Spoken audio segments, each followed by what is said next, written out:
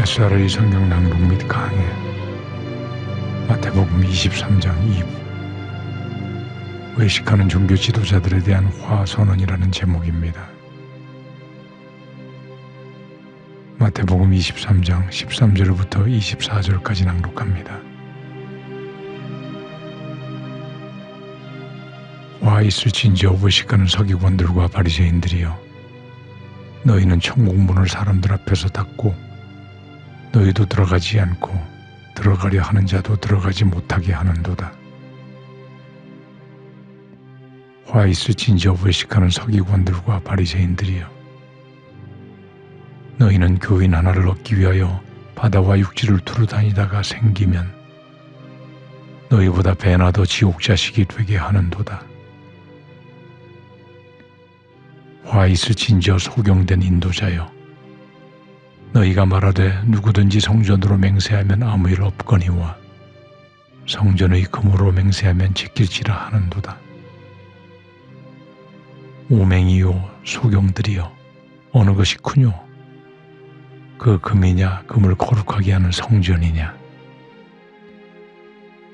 너희가 또 이르되 누구든지 제단으로 맹세하면 아무 일 없거니와 그 위에 있는 예물로 맹세하면 지킬지라 하는도다.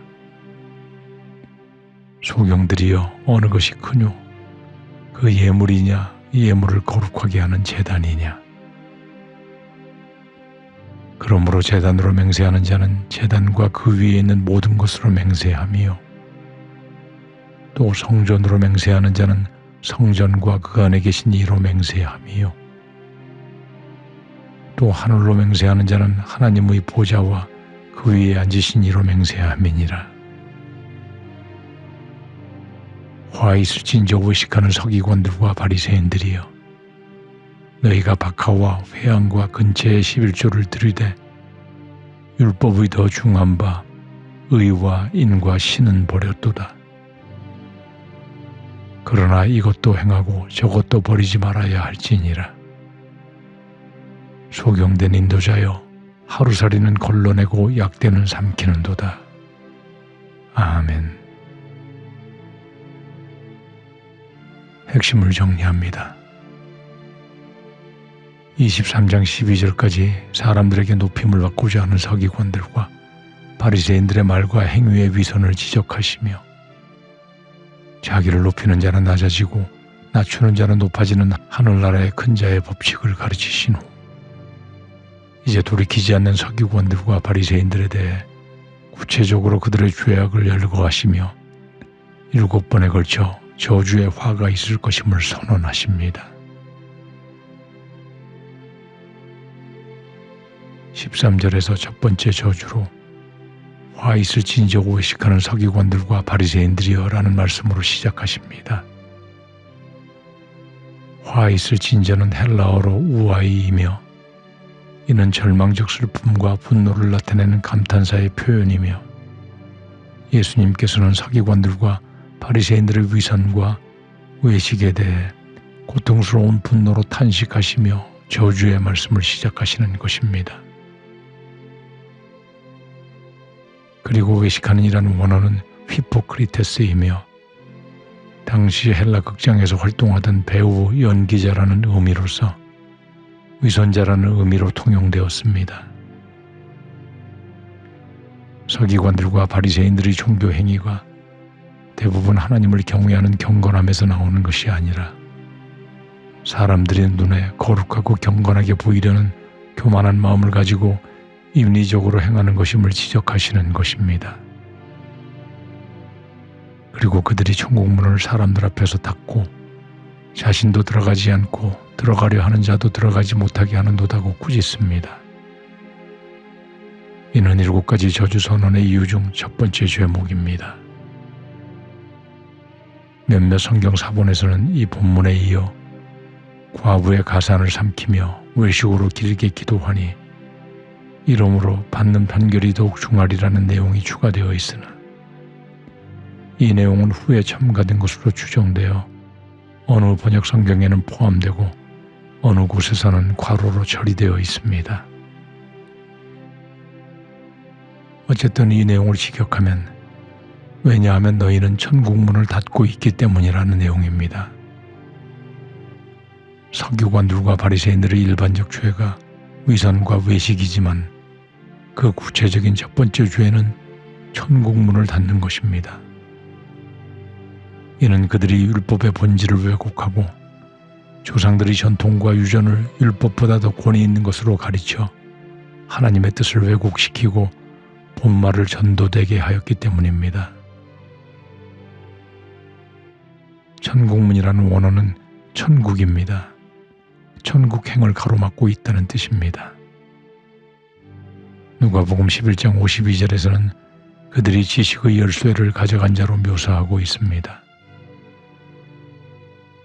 율법의 해석을 왜곡하여 하나님의 율법 정신을 가르치지 않고 오히려 사람들이 전통을 따르게 하는 죄를 범함으로 사람들이 천국에 가지 못하게 막고 자신들도 천국에서 멀어지게 되었음을 책망하시는 것입니다.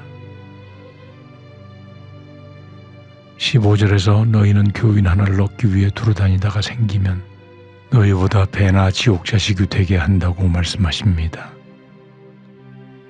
이는 두 번째 저주 선언으로 자신들이 종교적 세력을 확장시키려고 애쓰는 종교 지도자들이 분주함을 말씀하시며 입교한 사람들을 멸망으로 끌고 가는 모순된 행태를 묘사하시는 것입니다. 여기서 교인이라 번역된 원어는 새로 온 사람이라는 뜻입니다. 즉 이방 종교로부터 유대교로 개종해 온 사람을 의미합니다. 유대 역사가 요세푸스에 의하면 예수시대 유대교는 이방인들을 개종시키는 데 매우 적극적이었다고 기록하고 있습니다. 배나 지옥 자식이 되게 한다는 말씀은 최후 심판 때 지옥에서 형벌 받는 사람처럼 멸망에 처해질 사람이라는 의미입니다.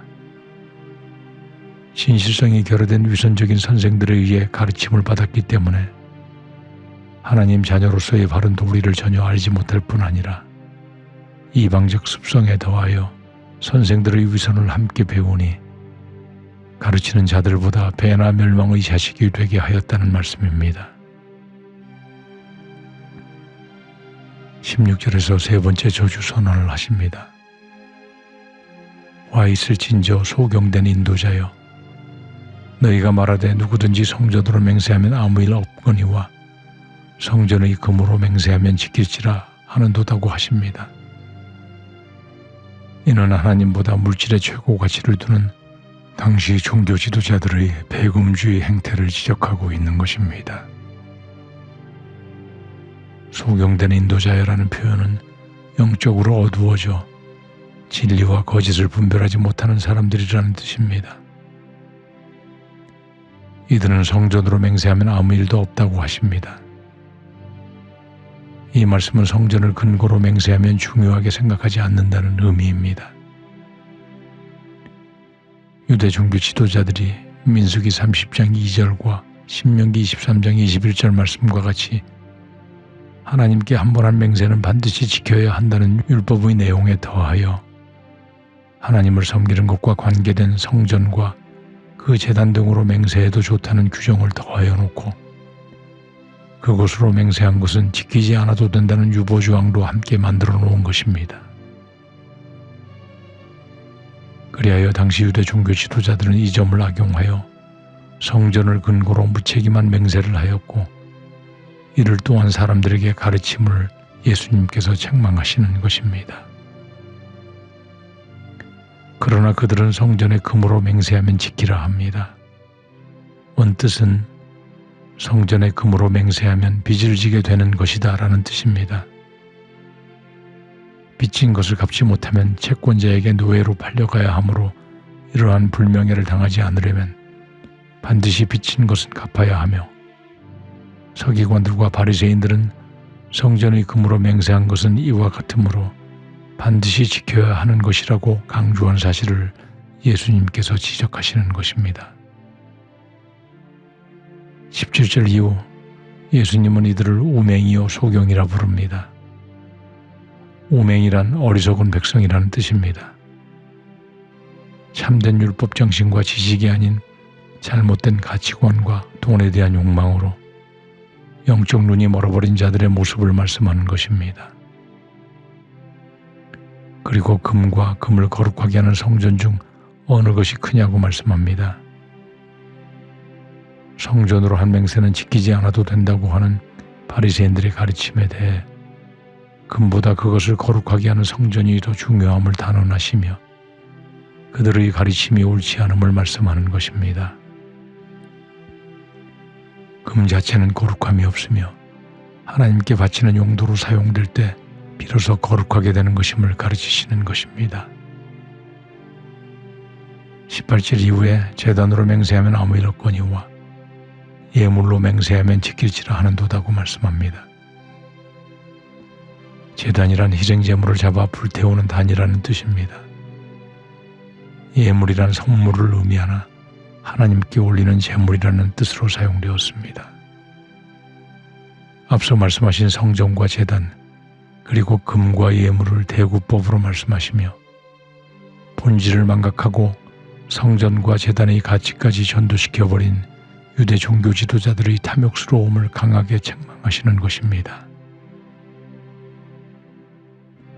그리고 20절, 21절에서 제단으로 맹세하는 자는 제단과 그 위에 있는 것으로 맹세하며 또 성전으로 맹세하는 자는 성전과 그 안에 계신 이로 맹세하며 또 하늘로 맹세하는 자는 하나님의 보좌와 그 위에 앉으신 이로 맹세함이라고 가르치십니다. 제단으로 맹세하는 것은 제단과 그 위에 올려진 모든 제물을 포함하여 맹세하는 것이고 성전으로 맹세하는 것은 성전과 그곳에 하나님의 거룩한 이름으로 맹세하는 것이므로 지켜야 함이며 하늘로 맹세하는 것은 맹세의 궁극적 대상이 하나님이므로 그분의 이름으로 행해진 맹세는 반드시 지켜야 함을 말씀하는 것입니다. 23절에서 네 번째 저주 선언을 하십니다. 박하와 회양과 근처의 11조는 들이되 더 중요한 의와 인과 신을 버렸도다고 하십니다.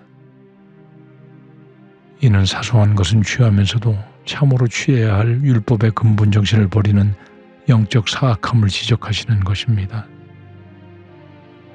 박하는 향료식물이며 회양은 양념의 재료이고 근체는 양념이나 약용으로 사용되는 식물을 말합니다. 이렇게 사실상 중요하지 않는 식물들까지 11조를 엄격하게 떼어 하나님께 드리는 종교적 열심을 가지고 있으면서도 정작 더 중요한 의와 인과 신은 버렸다고 말씀하는 것입니다. 의로 번역된 원어 크리시스는 법적 용어로 공의, 심판이란 뜻으로 주로 사용되며 말과 행동에 있어 올바르게 처신함을 말합니다.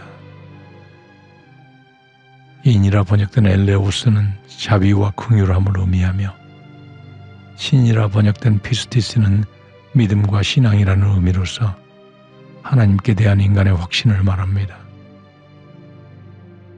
예수님이 이것도 행하고 저것도 버리지 말아야 할지니라고 하십니다.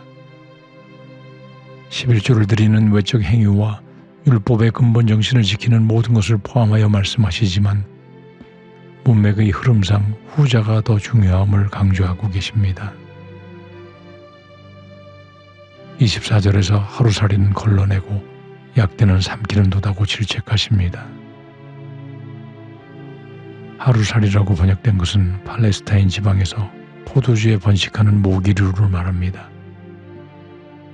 이런 곤충들은 레위기 11장 20절, 23절에 의거하여 부정하여 먹어서는 안 되는 것들이므로 채로 철저히 걸러내면서 레위기 11장 4절에 동일하게 부정한 동물인 낙타는 아무 꺼리낌 없이 삼킨다고 풍자적으로 말씀하는 것입니다. 안식일에 900m 이상 걷지 않는 등 작은 것에 대한 율법 조항에는 신경을 곤두세우며 지키고 약대와 같이 정작 중요한 율법의 근본 정신을 범하는 데는 아무런 양심의 가책을 받지 않음을 지적하는 것입니다.